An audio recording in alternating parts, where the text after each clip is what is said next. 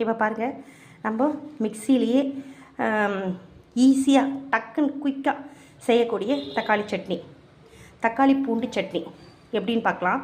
வெறும் தக்காளி, இதுக்கு வெங்காயம்லாம் போடக்கூடாது. தக்காளியே இந்த மாதிரி குட்டி குட்டியாக மிக்சியில் கட் பண்ணி போட்டுக்கோங்க. அதுக்கப்புறம் பூண்டு இந்த மாதிரி தோல் உரித்து போட்டுக்கோங்க. இஞ்சி வந்து ஒரு குட்டி துண்டு போட்டுக்கோங்க.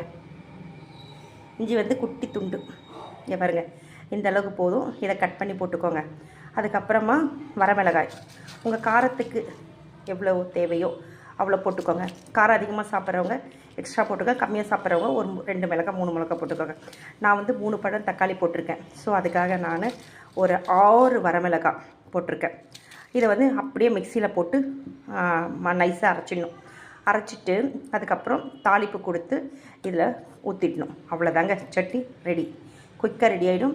எப்படி அரைச்சிட்டு வந்து எப்படி தாளிப்பு கொடுக்குறது, அப்புறம் எப்படி சாப்பிட்றதுன்றதை நான் காமிக்கிறேன். தேங்க்ஸ் ஃபார் வாட்சிங்.